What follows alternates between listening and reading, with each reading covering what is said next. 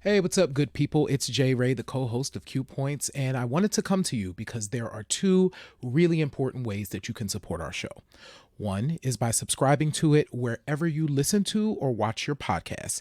Q Points is pretty much everywhere. The other thing that you can do is you can visit us on Apple Podcasts, on Spotify, and on Podchaser, and you can leave us a star rating. Please rate us 5 stars because you know you love Q Points. And on Apple Podcasts and on Podchaser, you can actually leave us a written review. It's not required, but it really does help to spread the word about the show, and it helps people to discover it as they're looking for new podcasts to listen to. We're always appreciative of you supporting Q Points. We thank you so much for all that you've done for us so far, and enjoy the show.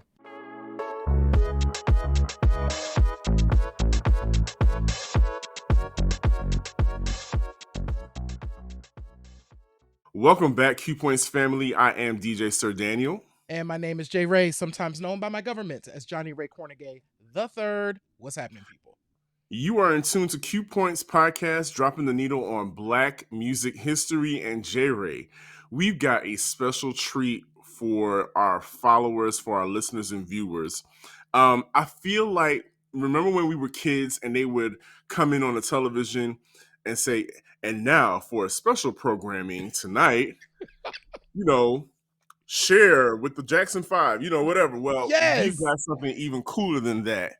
You and I had the opportunity to sit down with two musical composers of the brand new play, The Boy Who Kissed the Sky, which is opening at the Alliance Theater right here in Atlanta. Jerry, I am super excited for our viewers and listeners to check out this interview. Yo, this was super fun. So what was so dope about this, and when y'all hear it, we got a chance to, of course, talk about rock and roll. We got a chance to talk about Jimi Hendrix, and we got a chance to talk about hip hop. Who knew that all of those things? Listen, but that's what we do. This is Q Points. Expect Absolutely. greatness from Q Points. Absolutely. So, what we want to do is we want to introduce you to our two guests. They are the musical composers for this play, The Boy Who Kissed the Sky. And first, I want to introduce you to Divinity Roxx. Divinity Roxx is a Grammy nominated American recording artist, composer, musician with 4 solo albums. In addition to her own work, she is well known for touring and performing with Beyonce Knowles as her bassist and musical director. You have seen Divinity on stage You know performing her. with Beyonce before. So you know who Divinity Roxx is. Also, we have with us Eugene H. Russell IV. He is an Atlanta native, Tennessee State University alumnus, and he's a proud girl dad as well. He's an accomplished musician composer whose single What If can be found on all streaming platforms. Eugene IV wrote the music for the Alliance Theater's animated films Sit In and Curious Cardinal, as well as their stage production of Beautiful Blackbird. He recently composed the music for Turn Up, a play co written with his wife for the St. Louis Black Rep. As both a vocalist and saxophonist for countless bands, Eugene has opened for the likes of George Clinton and Parliament Funkadelic and Boys to Men. So, y'all, get ready, Listen, enjoy I'm this. absolutely. I'm so excited for you all to check it out. So stay tuned and enjoy the show. Peace. So, The Boy Who Kissed the Sky is inspired by the early life and influences of musical icon Jimi Hendrix. In the early era of rock and roll music, we see a young boy, black boy, conjure his creativity as a budding guitarist. Guided by the spirit of music itself, the boy learns to find harmony inside the challenging noises of his life. The musical is being performed at the Alliance Theater in Atlanta from April 1st through the 15th. Tickets can be purchased at alliancetheater.org.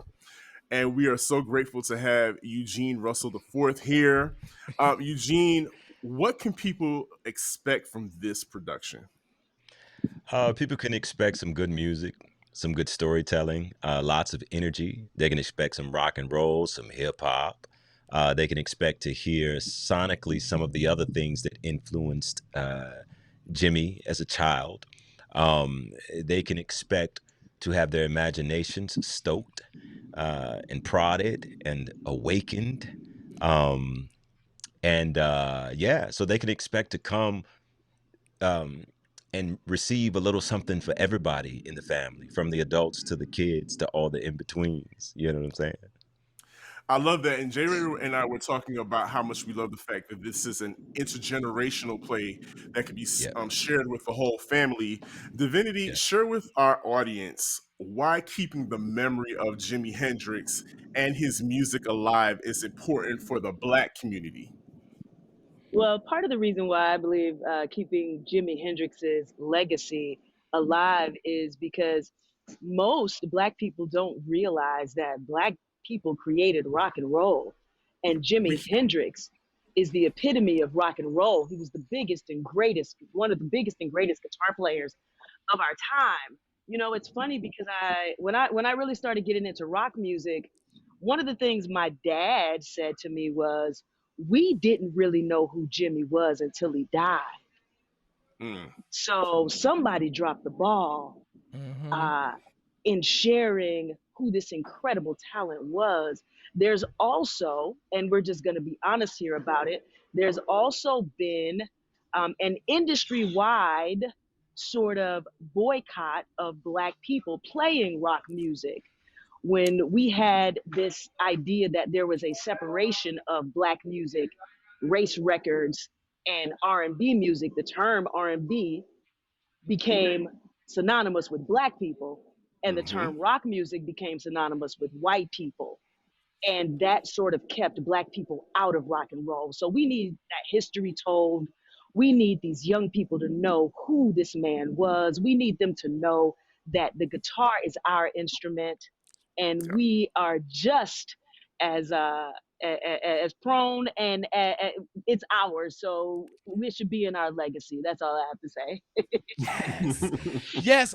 Oh my, speaking to our spirits, because we have had this conversation so many times on Q Points, spending time talking about not just rock and roll, but all the nuances. We've talked about punk and everything on this show, Yep. and how Country. we country and how that is all us. You know what I'm saying? So thank you, Divinity, so much for bringing that context into this conversation. And so interesting thing. So for me, I discovered Jimi Hendrix when I was in high school. And I was at that point in my life where I was just trying to soak in as much music as I could. And I bought the double album for Electric Ladyland and was like, where in the world did this come from? Right. And this man, this black man that all of this brilliant sound came from, right? And I was moved by it so much, and it introduced me to so many other things. So when we think about the image of Jimmy, his image in addition to his music, right, is incredibly it's like it's a very well-known image as well, but it's of this kind of outlier, this rock and roller, very much in the vein of sex, drugs, and rock and roll. um so let's take this play, this family play. How does this play either expand upon or recontextualize Jimi Hendrix's legacy in your opinion? Yeah, And either so one of we y'all can can take tag. it. Yeah, so we can tag team this in Divinity. I'll start out by saying that I think it recontextualizes it, or expands upon it by giving the backstory. Um, the the Jimmy that we saw on stage playing and doing what only Jimmy could do uh, was a result of life experiences, and some happiness, some sadness, Um, I won't give it away, but it delves into Jimmy's relationship with his mother, as well as the relationship with his father.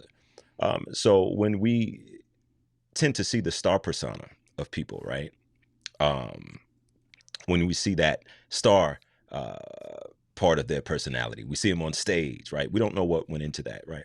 We don't always get a good idea of, again, what their life experiences are, what the things that fed who they have become are, right? I always believe that even whoever we are on stage, right? It's absolutely inspired by our life influences, right? A lot of people may say, "Oh, you're totally different on stage than you are in real life," but there's a lot of part, and there are undeniable parts of life that inspire that stage expression too. So I think it will allow some people to maybe put some pieces together, or simply to say, "Wow, I didn't know that," and it will. I think it will help explain his uniqueness. It will help explain his passion. And yeah, that's the biggest word I can think of. It'll give backstory that informs and gives a lot of really good context. Well, first I just want to say that we are not telling the story of Jimi Hendrix. This play is not autobiographical.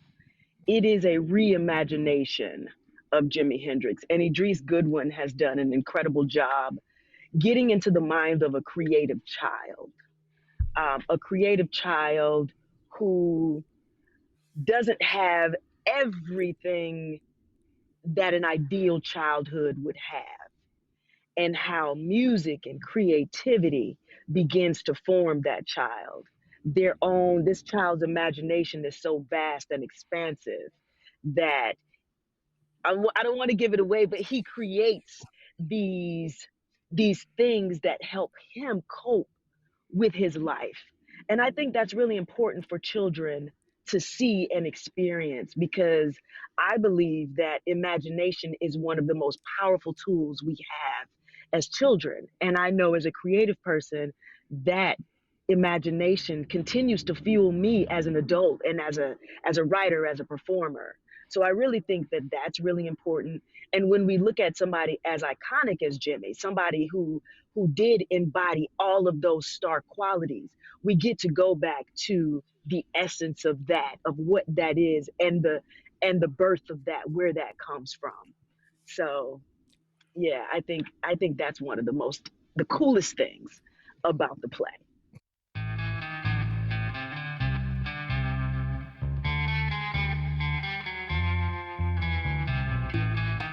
I want to stay there with regards to emboldening children to be creative and to lean into their imagination, and also to pick up to piggy go back on something that you said earlier, Divinity, with regards to Black people, the Black community, kind of letting the rock and roll legacy just kind of be co-opted by other people when it's squarely started with us.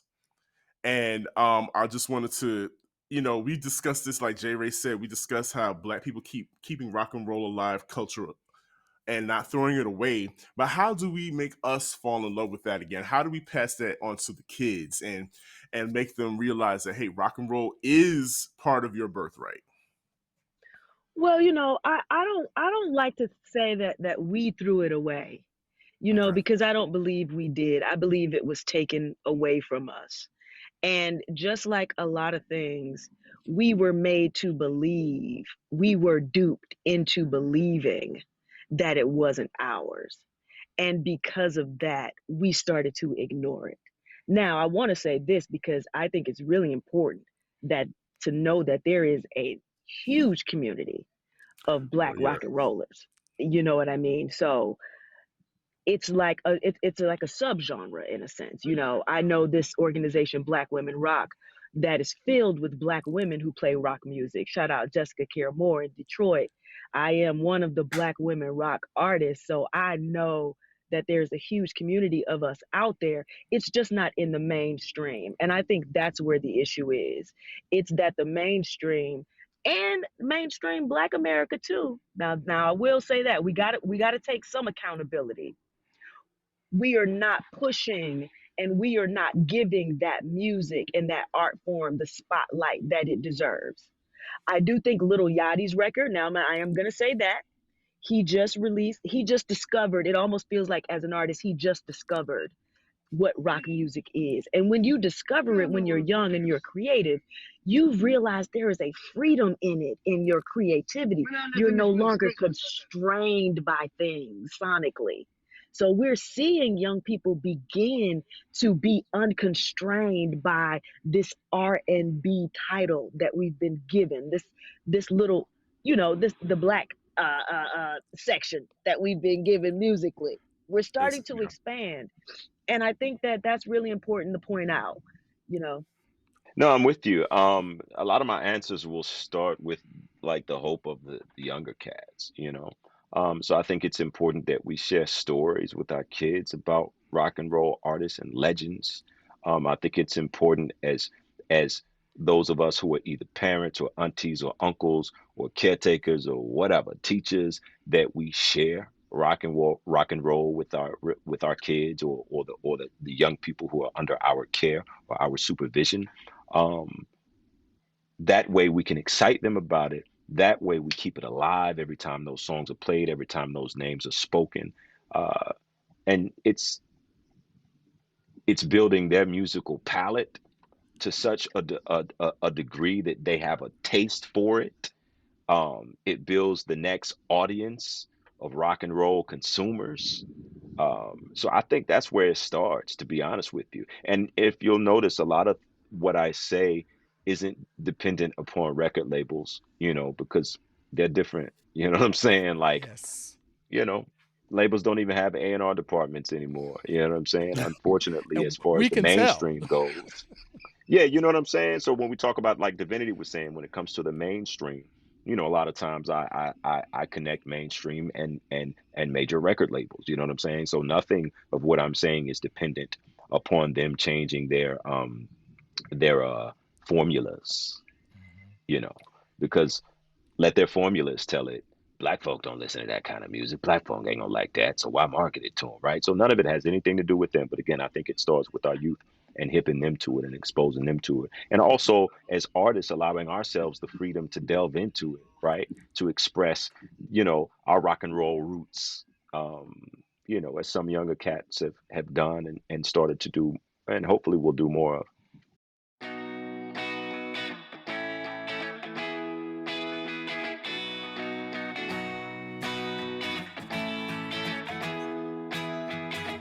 So, Divinity, you said something earlier that is so important, and we have talked about it amongst artists, so Sir Daniel and I and other creatives. This idea of adults allowing ourselves to imagine and to dream, which life and living can really like just force us into just doing what we're all these things that we're supposed to do, and we forget to just sit and close our eyes and imagine. I am curious for the both of you, um how do you see this play also helping adults to reconnect with the essence of their childhood and that idea of imagination? well, the play is so beautifully written and so beautifully executed by the cast. You can't help but be inspired by the stories.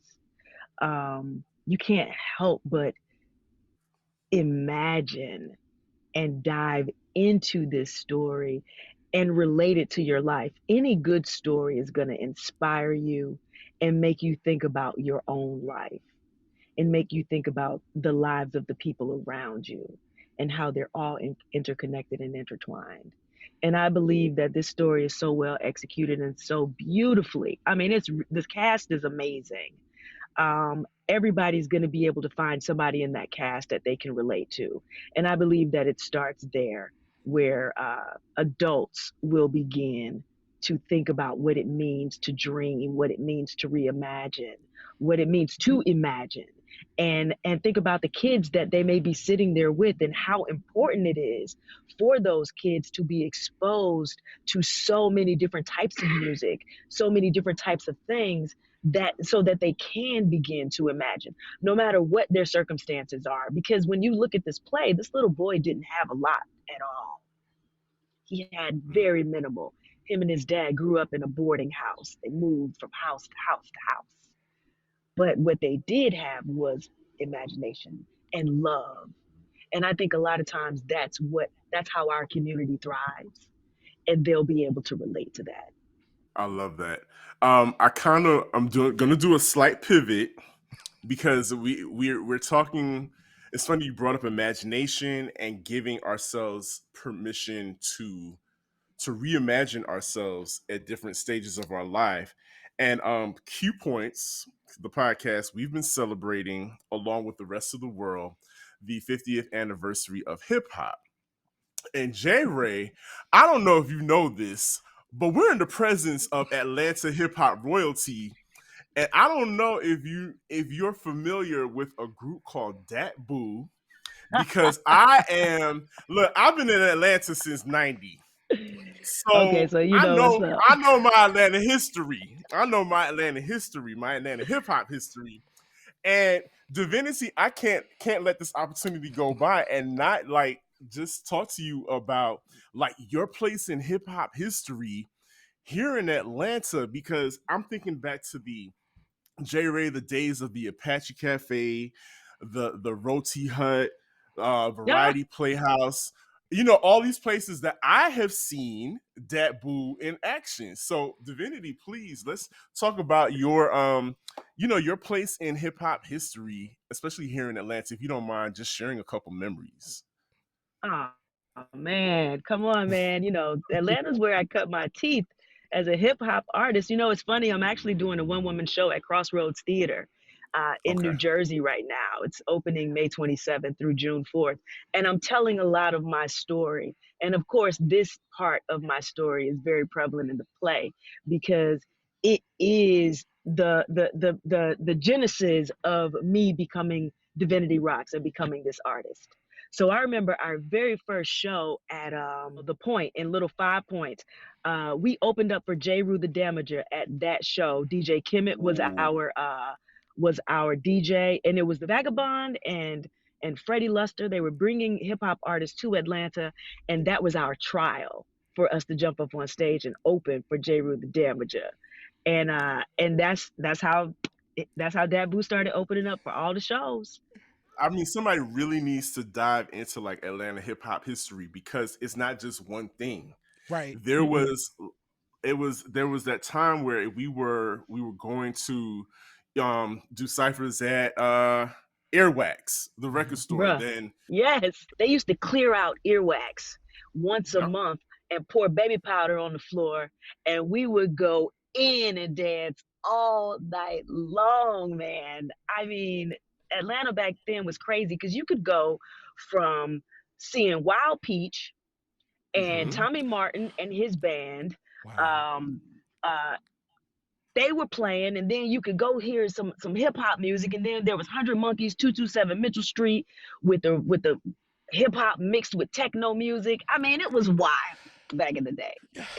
You, you know what I love about this conversation, and I think it ties in so well um to this particular play, The Boy Who Kissed the Sky, is just all of the joy and memories that just came up from all of this conversation that we just had, and how um I can't wait to hear what young people's reactions to this play are, because it's going to implant memories for them Mm-hmm. about the time when maybe some of them discovered rock and roll, and I'm so excited about that. So quick question for y'all as we wind down: what, for each of you, is your favorite Hendrix song that's kind of been reinterpreted for this performance? Well, what's one of your favorites for each one of you? I'll go with the most recent one, because Divinity and I have been sitting with this music for gosh, at least a couple of years, right? So Yeah, I'll go man. with a recent influence, Straight Ahead from the Cry of Love album. The groove of that thing was a was a was a very natural springboard for one of the ideas that served as one of the newer musical elements of the show. So you come see it at the Alliance, you'll hear a new piece that we put in one of the final numbers. I won't give it away too much, but Jimmy's Straight Ahead, yeah, that's the album with Freedom and all of that stuff. But that joint, yeah, that was I heard that and I shouted to Divinity. I was like, yo, that's the vibe. That's the vibe, for the final tune or a section of the final. That's my Oh, that's so dope. And that's one of my favorite albums actually. There are a couple of tunes. Now, I will say that this play, the music it's like a mashup between Jimmy's style and hip hop. So I wouldn't say that we reimagined Jimmy's music. We sort of used his music as an inspiration, and we took our musical influences and threw them in, like a lot of them in there. And I've played so many Jimi Hendrix tunes with so many different bands. One of my favorites is Freedom. That's one of my favorites to play. And one of my favorites in the play that was really a good inspiration was, I believe it's called Little Wing. It's really beautiful. It's a really beautiful yes. moment in the play. There's a really beautiful story that it's underscoring. And every time it happens, I do feel this, I can feel it in my heart, that moment. And there are lots of moments like that in the play that are going to pull at your heartstrings. Yeah, I Go was ahead, just gonna finish. say, Divinity touched on it. I just wanted to clarify. Yeah, it's all original music. So Jimi Hendrix's music was the inspiration, but it's all original tunes. Divinity Roxx and Eugene the Fourth stuff. With For Now, Idris real. will For this? cooking real. on lyrics, tripping. Yeah, Idris got some bars. You hear us out there, Okay. Idris? We got you. Will this original music be available at some point for all of us to consume? Absolutely. We're working on it right now. For real. Awesome. Yeah, we just in the studio a couple of days ago. So yeah, it's in the works. Okay. Well, I'm excited. I know for sure that I'm coming out to see this because I live here in Atlanta. So I'll definitely be at the Alliance Theater. You too, if you are in the Atlanta area, can join us in Atlanta, April 1st through April 15th. Tickets are available for purchase at thealliancetheater.org for The Boy Who Kissed the Sky. And I am just thrilled to have had this opportunity to meet with Eugene H. Russell IV and Divinity Roxx to chop it up about this awesome play. Oh man, J Ray, I'm just excited. Listen, I am as well. Thank you both so much for taking time out of your schedule Yes. to be here on Q Points. And I might have to slip into Atlanta and check out this place. So, You gotta come through. yeah, so Q Points might be in the house. Thank y'all so much, y'all. Thank you. Appreciate y'all. Thank you for what you do. Appreciate Thank you you. for having me.